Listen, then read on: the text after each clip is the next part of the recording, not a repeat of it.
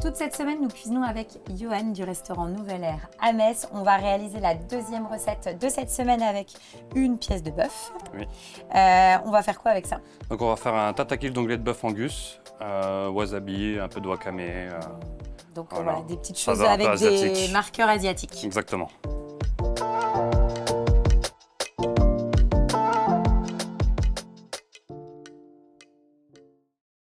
Donc on commence tout de suite par marquer notre Exactement, on va marquer un petit peu la pièce de bœuf pour provoquer la réaction de Maillard et la laisser mariner après. Effectivement, tu le fais dans un appareil professionnel, mais si l'idée sinon c'est à la maison, une poêle bien chaude, un peu de matière grasse, ou alors à la plancha si on a une plancha. Exactement. Et là, on est sur quelle pièce de bœuf? Alors là, on est sur de l'onglet de bœuf Angus origine Irlande. D'accord. Pour faire un tataki, tu me conseilles quelle pièce de bœuf? Bah, moi, j'ai choisi l'onglet, surtout l'Angus Irlande, parce que c'est un qui est vachement fibreux. Et donc, coupé finement, étalé en tataki, c'est très bon. Les fibres tombent bien en bouche et tout, mais ça peut marcher avec d'autres pièces. Hein. Ça marche avec de la bavette, ça peut marcher avec du filet, ça marche avec beaucoup de pièces. On rappelle que le principe d'un tataki, c'est une cuisson très rapide recto verso et c'est très on va le repasser rosé à cœur. On va le repasser un coup encore après. Donc là, dès que tu l'as sorti, tu le plonges directement dans de la sauce soja. Je suppose que c'est ça. Exactement. Alors il y a de la sauce soja, il y a de l'ail, il y a de la citronnelle, il y a de la sauce huître, un peu d'huile de sésame, du saké. C'est une marinade maison. Ah oui, c'est ça, c'est ta marinade à toi. Là, on peut laisser ça un bon 10 minutes à mariner. Ça marche. Donc là, c'est bon, les 10 minutes sont passées, donc on va pouvoir repasser en cuisson. Voilà, on va revenir colorer un peu pour concentrer un peu le goût de la marinade aussi. D'accord. Oui, en fait, le principe de le repasser effectivement sur le chaud, c'est quoi? Quand tu me dis c'est concentrer la marinade, c'est... On va repoler un peu la marinade, leur donner un petit coup de température pour qu'il soit tiède à la dégustation aussi. On est sur une cuisson en 2 temps en fait. Oui. On est vraiment sur un tataki laqué en fait. Ouais. Tu mélanges 2 techniques asiatiques en fait.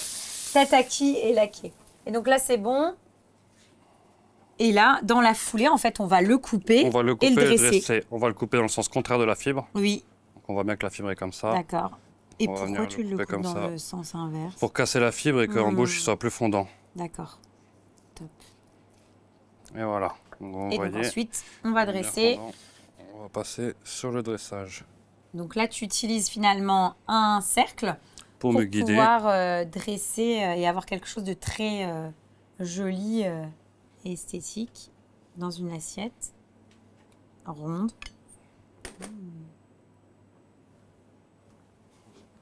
Top. Et alors ensuite, c'est un peu de gel wasabi. D'accord. Donc là, c'est simplement du wasabi. Avec un peu de crème. D'accord, ok.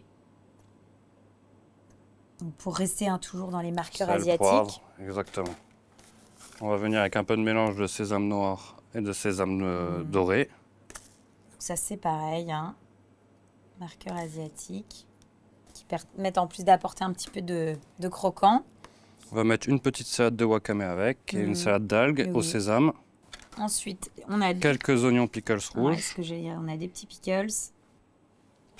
J'ai quelques pois au sésame. Non, wasabi. Le wasabi, excusez-moi. Qui va rajouter un peu de croquant. D'accord. Avec tout de suite cette note de wasabi donc qui est... Là, pour la touche un peu umami, je rajoute un petit peu de kaotsushi, qui est de la bonite séchée. De toute façon, tout ce que là tu utilises, on le trouve maintenant très facilement dans les épiceries asiatiques. Oui, exactement. Et on finit le tout avec... Donc un zeste de citron vert. Et donc là... un laquage, c'est la marinade qui est un peu réduite, qui est laquée pour concentrer encore le goût. La marinade, je la récupère, je la fais réduire et j'obtiens cette petite sauce-là. Voilà, exactement. Super. Eh bien, génial. Eh bien, on va goûter ça. Bon, on y va. C'est parti. C'est le moment du verdict. C'est top. C'est top parce qu'effectivement, alors, déjà, la pièce là, de bœuf est très, très bien sélectionnée. C'est-à-dire que c'est fondant, mais il y a quand même de la mâche. Et puis après, on est dans les marqueurs asiatiques qui fonctionnent bien. J'aime bien parce que là, effectivement, je suis tombée sur un petit peu de sésame, donc ça croque. Tu as les petites billes finalement de wasabi qui apportent aussi du croquant. Oui. Donc tu as un jeu de texture.